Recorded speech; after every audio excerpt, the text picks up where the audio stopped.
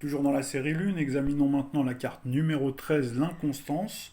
Le nom de la carte et cette notion d'inconstance prédispose, vous l'avez compris, à fréquemment changer d'opinion, de sentiment et d'impression. On retrouve une fois de plus le caractère inconstant et changeant du visage de la Lune. Vous remarquerez que ces changements de pied permanents s'exprimeront tout au long de cette série Lune par cette alternance entre une lame négative et une carte à tendance positive.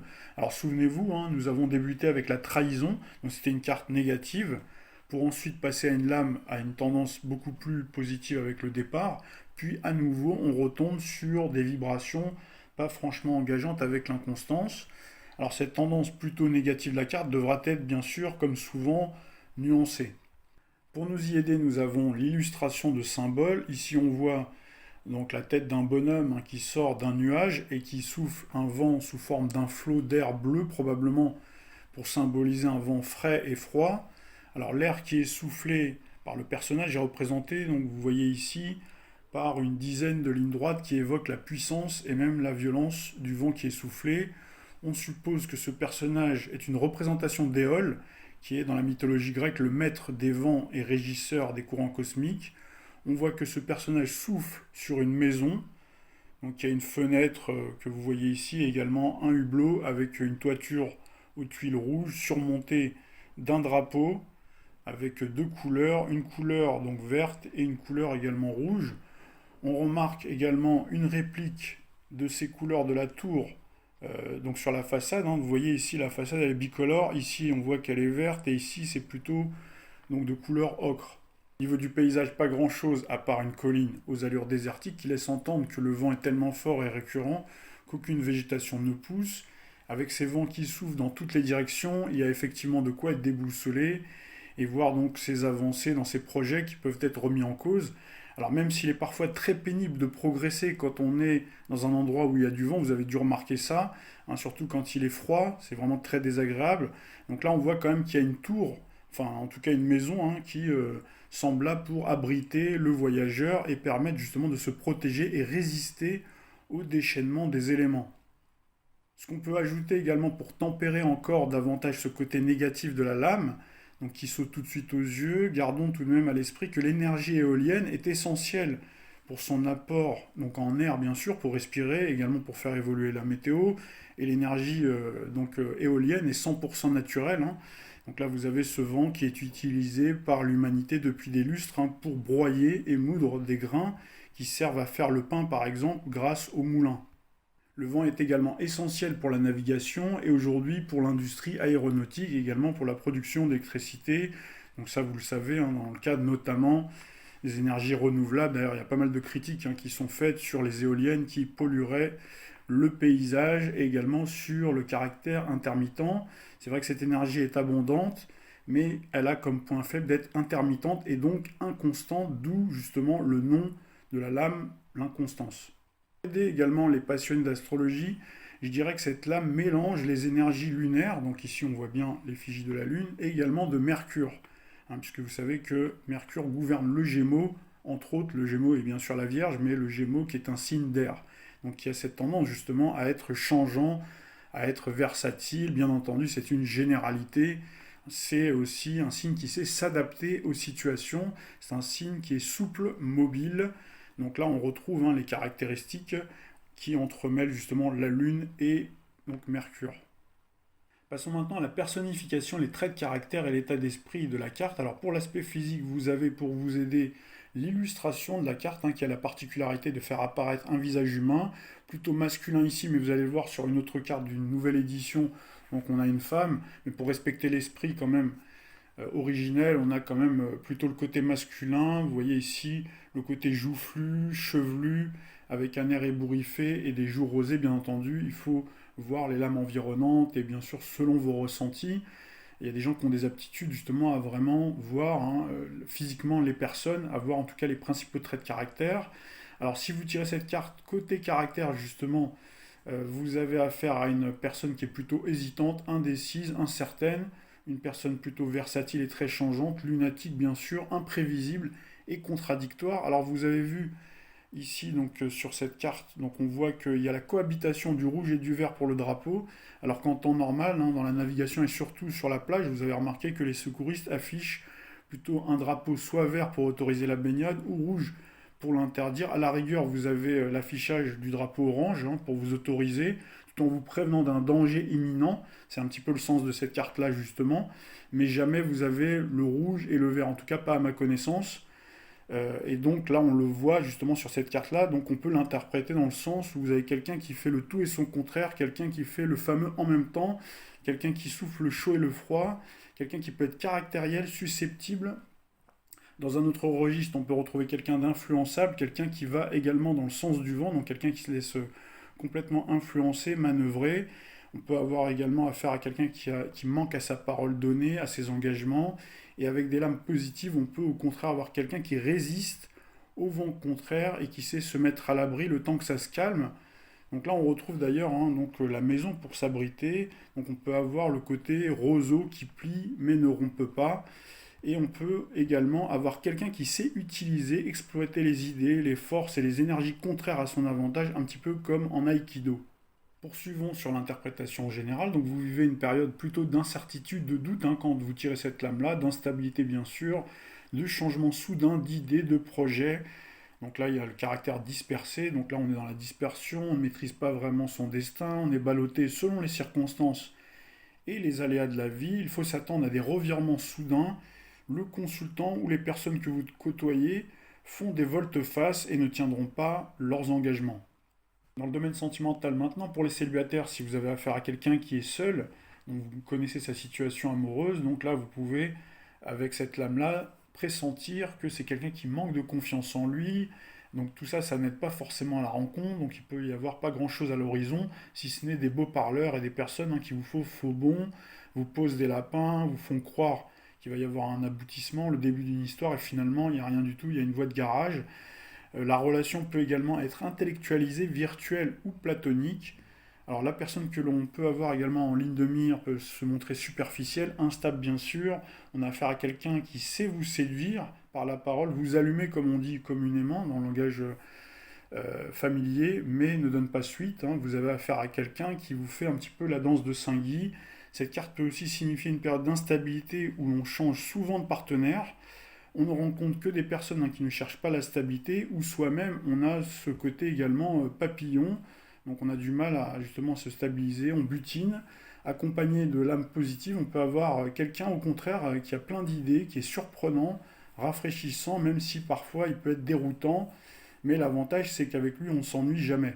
Pour les personnes qui sont déjà en couple, hein, si vous savez que le consultant donc, est déjà en relation, en couple, soit marié, soit en concubinage, donc la relation donc, peut battre de l'aile avec cette carte-là. Il y a un manque de démonstration d'affection, donc également sur le plan charnel, hein, il peut y avoir un manque de contact physique, mais surtout de démonstration d'affection, de présence.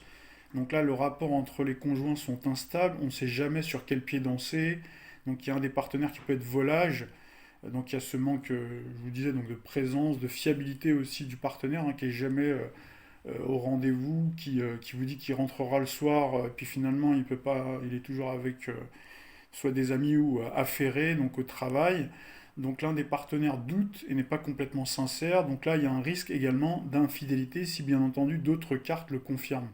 Le domaine professionnel maintenant, pour les personnes qui sont sans emploi, il peut y avoir cette notion de précarité dans le domaine socio-professionnel. On passe des entretiens d'embauche qui n'aboutissent jamais.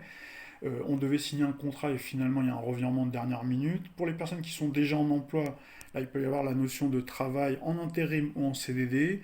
Là, également la notion de précarité, d'instabilité bien entendu. On change très souvent d'emploi. On a du mal à se fier à quelqu'un également dans l'entreprise dans laquelle on évolue. La conjoncture également économique de l'entreprise peut être incertaine. Donc là, il y a des projets aussi qui sont changeants. On a également par rapport à sa hiérarchie, on peut également avoir des ordres qui nous sont donnés comme ça, un petit peu au pied levé. On doit remplacer des gens au pied levé et on ne sait jamais en fait comment ça va se passer quand on arrive dans l'entreprise. Hein. Il y a une forme de désorganisation. Donc on a le vent qui peut tourner en revanche en faveur du consultant avec de bonnes cartes. Par contre, avec de mauvaises cartes, on a des collègues, une hiérarchie au travail avec lesquels on évolue qui brasse beaucoup d'air, beaucoup de vent. mais qui ne sont pas efficaces, ou on peut avoir également affaire à des gens avec qui on est obligé de marcher un petit peu sur des œufs à cause justement de leur comportement versatile. Côté secteur d'activité, pas franchement de secteur spécifique, sauf bien entendu le secteur de l'énergie éolienne, l'aéronautique, avec la carte de l'eau qu'on verra un petit peu plus tard. Donc là, on peut avoir quelqu'un qui évolue comme garde-côte, secouriste des plages, on en a parlé à l'instant, un navigateur, un pêcheur, etc. Avec la carte du départ, on peut également avoir affaire à quelqu'un qui travaille dans le secteur aérien, par exemple. Et si vous avez également l'association avec la carte campagne santé, c'est un exemple que je vous donne. Donc on peut avoir une personne qui évolue dans le secteur, dans les métiers en fait qui sont liés à la sphère ORL, donc médecin par exemple, pneumologue ou ORL. Dans le domaine financier, le compte en banque fait souvent le grand 8. On gère les finances de manière un petit peu trop hasardeuse, il y a un petit peu trop d'improvisation, on n'a pas vraiment d'épargne disponible et là il y a aussi souvent des retournements de situation. Par exemple, si vous faites une demande de crédit, donc au départ, on peut vous dire plus ou moins oui, et puis finalement, ça peut se retourner parce qu'il y a certains éléments donc, qui ont été étudiés sur votre dossier, et donc finalement, ça n'aboutit pas. Enfin, finissons par le domaine de la forme, du bien-être et de la santé. Donc là, la gestion de votre forme et de votre santé est un petit peu trop aléatoire. Il y a beaucoup de laisser-aller. Il y a une certaine fragilité également sur le plan nerveux. Donc là, on peut avoir des pathologies aussi qui peuvent être liées aux voies respiratoires, bien entendu. Donc l'asthme, l'allergie, les rhumes, ORL, etc. On peut également avoir un trouble du comportement. Donc souvent, on parle de bipolarité, etc. Donc là, on a tout ce type de profil, et avec des cartes vénusiennes ou la carte de la stérilité qu'on verra un petit peu plus tard. Vous pouvez également, pour les femmes, avoir des problèmes plutôt d'ordre gynécologique.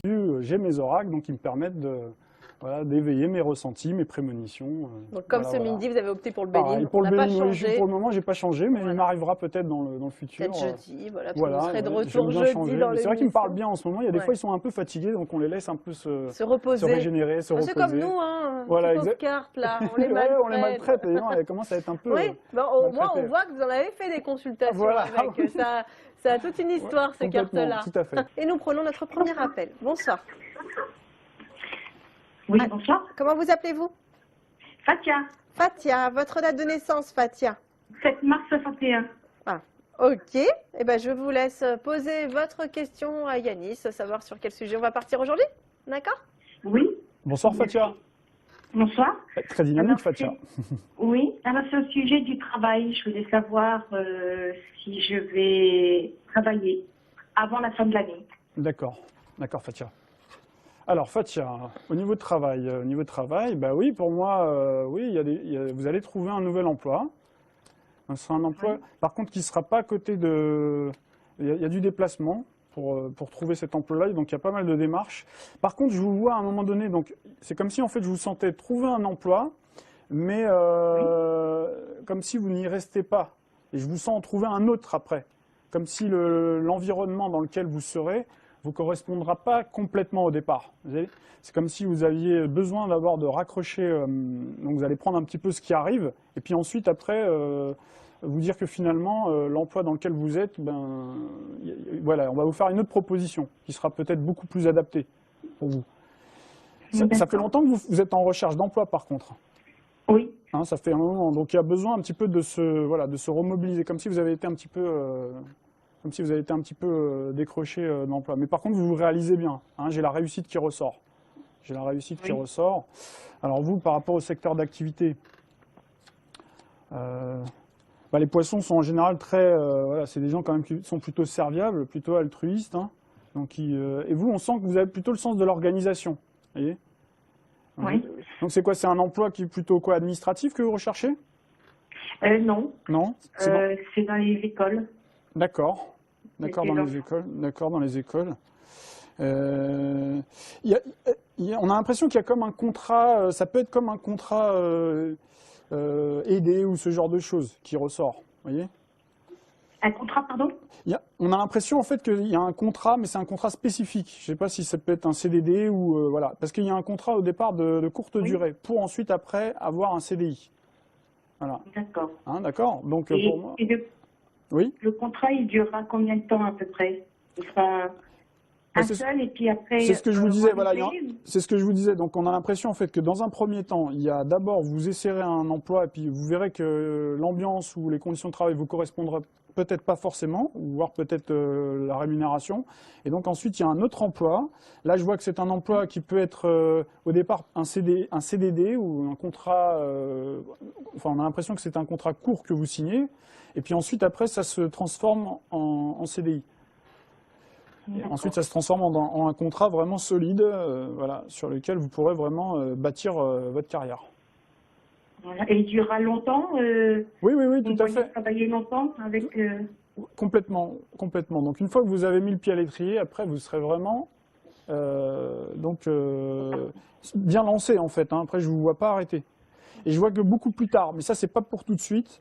À un moment donné, par contre, vous aurez envie de prendre des responsabilités. Donc, ça sera dans quelques années. Hein. Oui. Je ne sais pas si c'est déjà quelque chose qui vous trotte dans la Oui, oui. tête, hein, mais je Tout vous à vois à un fait. moment donné devenir comme responsable, chef de groupe, voilà. Parce que vous devez avoir, à mon avis, le bagage, en tout cas, pour.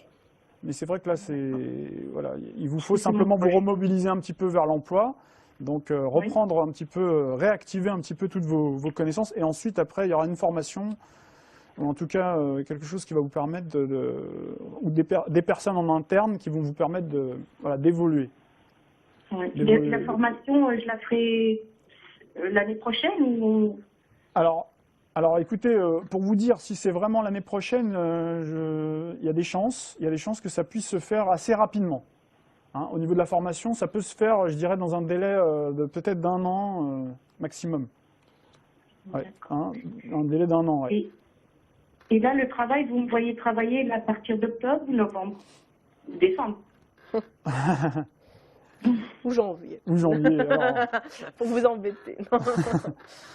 Écoutez, moi je pense que ça se fait quand même relativement rapidement. Là, vous êtes motivé, il y a une motivation, il y a, voilà, vous avez Mars en Cancer, donc avec un Mars en Vierge en ce moment. Donc là, vous êtes dans la séquence où vous allez être dynamique, vous allez rechercher, vous allez multiplier les démarches. Donc moi je pense que ça devrait pas tarder. Donc il faut d'ici peut-être le mois de novembre, décembre maximum. Pour moi vous êtes en poste, mais n'oubliez pas ce que je vous ai dit tout à l'heure. Il y a des chances après que vous changiez par contre, hein, que vous restiez pas sur cet emploi-là. Voilà. D'accord. Voilà, Fatia.